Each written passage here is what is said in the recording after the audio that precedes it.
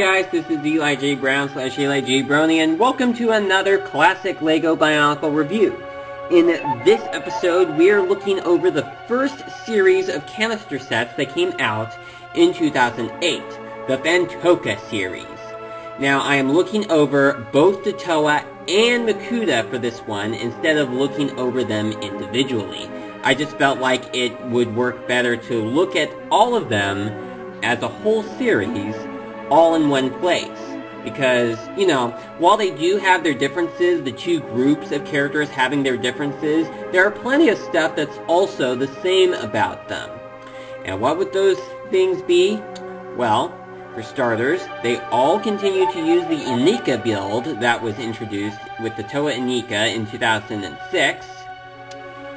And they also each have a feature that allows them to connect to a Matoran counterpart, but I will look over that near the end of the review.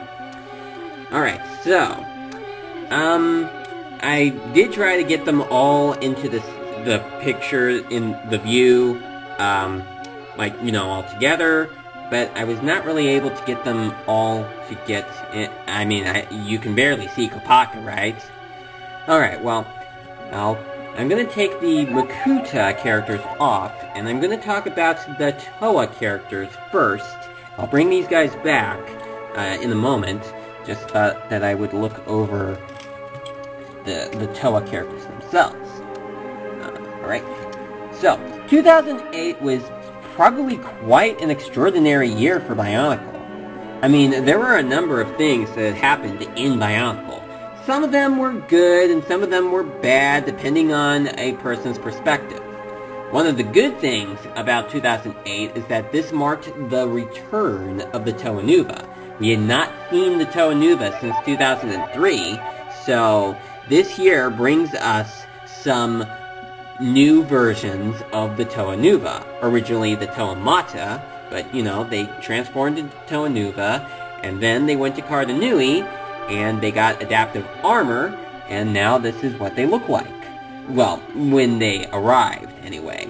However, something you will notice is that half of the characters are missing. We do not have Tahu, Onua, or Gali. The reason here is because, story-wise, the Toa decided to split up, where one group would work with the Matoran to defeat the Makuta up at the higher part of Kardanui, while the other half would go down to the swamp below. And of course, that is what we have for Wave 2. But for now, here we have the Toa that came out during Wave 1. We have Liwa, we have Hatu, and we have Kopaka. Now, Liwa and Kopaka are each built using the Toa Inika main torso piece, as well as mostly the Toa Inika arm/leg pieces. Hatu, on the other hand, is much shorter, as he uses the same build as Toa Mari Kongu, which is not really the best build that any of the Toa had. I mean, he and Mari Kongu are the only two Toa to use this main body piece, as well as to use this sort of build. Hatu is quite extraordinary in this series in that he is no longer brown, but he is instead gray and orange. Well, he's supposed to be mostly brown. I mean, he's supposed to be primarily orange, but he is mostly gray, because there are only 7 pieces included with Hatu. In addition to that, his mask actually looks more like a Baki than a Kakama. This is the adaptive armor version of the Kakama, where there's no upper part. It's just this sort of face right, this lower part right here, and this translucent helmet piece just covers up the top. They bring back the blue visor pieces that the Toa Mari had, and they brought that in for Hatu as well as Liwa. Hatu has his own unique feature in that on each of his arms you can turn this, and what's supposed to happen is that, well, these weapon pieces just move about, and they would spin about. Not quite sure if I can demonstrate that here. I think that they would, move out, but I think it would probably work better if they used a looser axle or pin piece right there. I think that you're supposed to use the blue ones, but they don't work as well. I do remember that I used to work a lot better at the time that these sets came out. And then with Liwa and Kopaka, well, Liwa here, he uses these jetpacks on his shoulder, as well as the same weapon pieces that were used on Toa Mari Mitoro.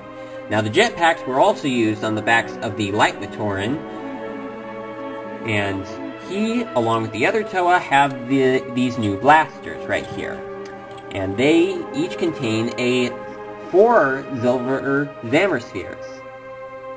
So, ow. That is how that function works.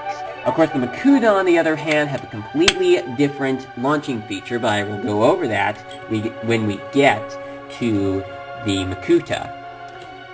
And Kopaka here has these wings on his back, which is quite odd considering that he's the Toa of Ice. And he does not have any additional weapons besides the blaster.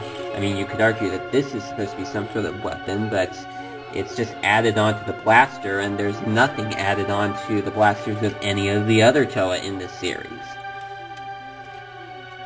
Now why don't we go over a bit of the changes that these Toa have had since the last time we saw them, or since we saw them from the beginning. Kopaka here, well, he's still white, the same old white color that we've had from the beginning. However, he doesn't have the light gray pieces anymore. He now has the dark gray pieces and a gunmetal main torso piece. And the telescope in his eye has moved. It was originally over on his right side, but now it's on its left side instead, along with having a laser come out of it, pretty much making him more like Nuju than he does Kopaka, because Nuju had a telescope in his left eye, and we've known Kopaka to have his telescope in his right eye up to this point. And Kopaka also has the Toa and Nika feet pieces in white, the wider style. I think that's a new color for this piece. And he uses the Paraka leg pieces for both his arms and his legs. Getting on to Liwa here, he uses the Toa and Nika leg pieces for his arms, and the Roxy leg pieces for his legs. And he also has the Mantax feet pieces in a dark gray. I think it's a new color for this series. And he also has a Toa and Nika main torso piece, the much flatter version, the one that was with Huki, Nuparu, and Mitoro, and it is in lime green, a color that this piece has never been released in before. And he also features this brand new weapon piece, which is quite good looking, I must say. Next, we have Pohatu. I've already gone over the weapon pieces. Any new pieces he includes? Well, he's got the Paraka knee armor pieces in orange. You get 4 of those. And also the Toa and Nika feet pieces in orange. I'm sure that's a new piece. And, well, that's about it for new pieces as far as the Toa are concerned. Alright, so, now that I've looked over the Toa, let's now take a look at the Makuta, the bad guys of this wave. Alright, so, just as we have 3 Toa, we also have 3 Makuta, the bad guys of the series. We have Antraz, we have Kirox, and we have Vampra. Now, I'm going to point out that at the time of the release, Vampra was the only Makuta that I got. I have only recently gotten Antraz and Kirox to fill in the gap. I kind of wished I had gotten them at the time that they came out, but, well, better late than never, right? Now, the Makuta are very different from the Toa in some ways. Well, of course, like the Toa, they are different among one another, as well as also having some similarities, I should add, to the Toa. Alright, so, Antraz is different because he uses the Paraka leg pieces for his arms and his legs, and he also has the clawed Paraka feet for his feet. Also uses these weapon pieces. I'm not quite sure if these were introduced with him. I know I've seen these weapon pieces used in other sets, so I'm pretty sure that he is the one that introduces them. He also has unique wing pieces compared to the other guys. I don't think that these wing pieces are used in any other set in the whole series. And he also has the Phantoka knee armor pieces in dark red on his arms and legs, but that is not a new color. Then Vampra here, he is the blue character of the series, and he uses Phantoka arm pieces on both of his arms, Golly's original hook pieces in silver. He has the wing pieces, he has two sets of wing pieces. He has silver and gunmetal on his arms, and silver and dark blue on his arms. The backs of his arms, so they are pretty much wings. And he also has the dark blue Maritoran weapon pieces used on his legs. So he cannot stand up all that straight. You pretty much have to have him be standing like this. And he also has one of these weapon pieces, which I think was introduced with Nocturne and Takadox in the 2007 line. Then, with Kirox, Kirox is different because he uses the Shadow Matoran feet pieces, the Tohordika leg pieces, the Phantoka arm pieces, though he has extremely long legs. Want to know how long they are? Well, here's what they look like when they're stretched out all the way. Haha! See that? Pretty much, if this guy entered a stretching competition, he would definitely win. He introduces some weapon pieces as well that are brand new. In fact, I don't think that we even see these pieces ever again, so I think that these are exclusive to him. Correct me if I'm wrong, but I don't think I've seen these pieces anywhere before. He also has these new lower body pieces. I know that I've seen these pieces be used before, I think with Toa Ignica, which I've not even looked over yet. But I think that, well, they were released around the same time, so I think that they are, well, pretty much a new piece at the time of the release. And he also has the same wing pieces used on his arms, the same wing pieces that Vampra has. Alright, now, for a feature that they all have. They all have this skeleton bit right here. It's one piece, and there's this lever on the back where when you push it, a ball opens up, and shadow leeches come out. And in the storyline, the shadow leeches were responsible for infecting the Matoran of Cardanui. The shadow Matoran that I showed in the Matoran review were infected by these guys. Mostly. And I say mostly because I don't think Radiac was. I think Vampra actually drained his light. Alright, well, that pretty much sums up the Phantoka wave of characters. Now I'm going to show you a feature that they all have, but due to the space in the studio, I'm actually going to only have one of them appear at a time. I will start off with the Toa.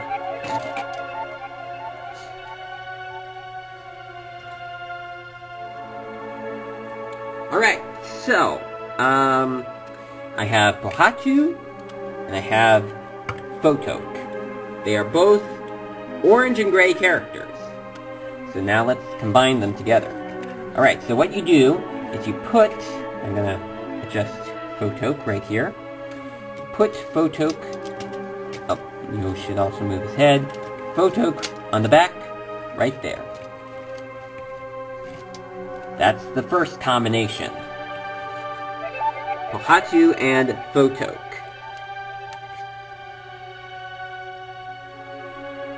Next, I have Kopaka, and I have Solek. Now to merge them together.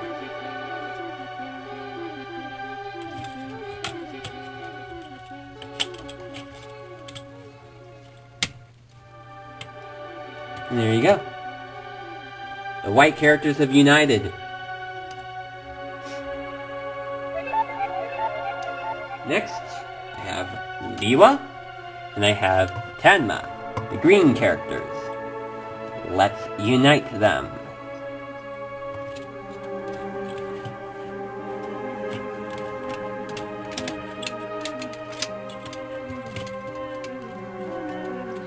They are united.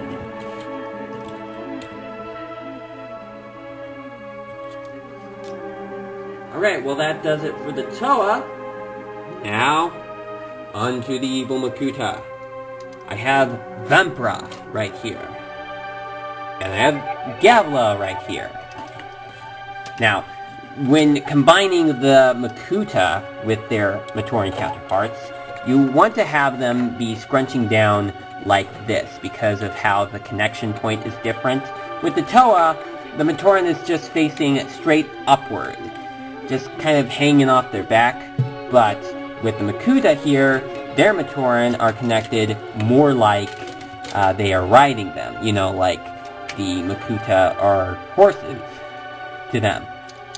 Oh, and another thing to point out, story-wise, is that the Makuta in this wave have all been blinded, as a result of Matoro, the Toa Mari of Ice, sacrificing himself so that Motunui can live again. It blinded the Makuta, at least the ones in Kardanui anyway, and as a result, they team up with the Shadow Matoran, who pretty much serve as their eyes. I think they are able to see out the Odd Matoran eyes. Alright, well, that's another pair made. Next, I have Kirox, and I have Kirop. Alright. And down. Like this.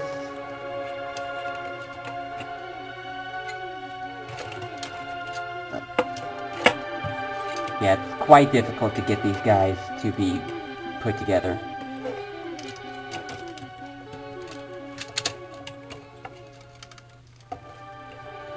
Alright. That does it. Right there. That is the Black Gang. Alright. Now one more. Got Antraz. And I got Radiac. Alright, first we have Antraz bend down. Like this. And Radiac connects. I think there's also, I'll show you in a moment. Connect them there. And then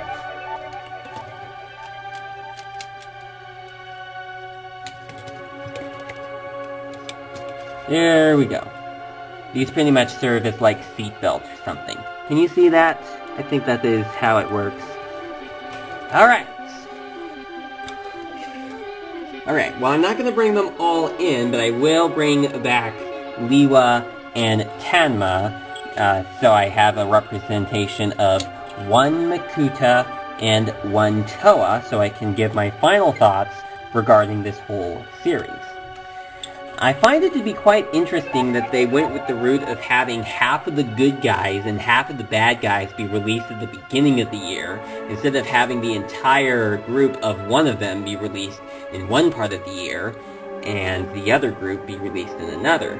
Because previously with Bionicle, we would commonly have the canister series of sets. We would commonly have the good guys be released in one part of the year, and the bad guys be released in another part of the year. But this time around, we have a combination of good guys and bad guys released in one series. And of course, the other halves of each group would be released during the summer wave. So, that is about it. That is the Phantoka wave of sets. Sorry if this video took quite some time to do, but I also took a long time discussing the Mari Nui Toa, the Toa Mari, and that took like 30 minutes, but This one only took about 20 minutes.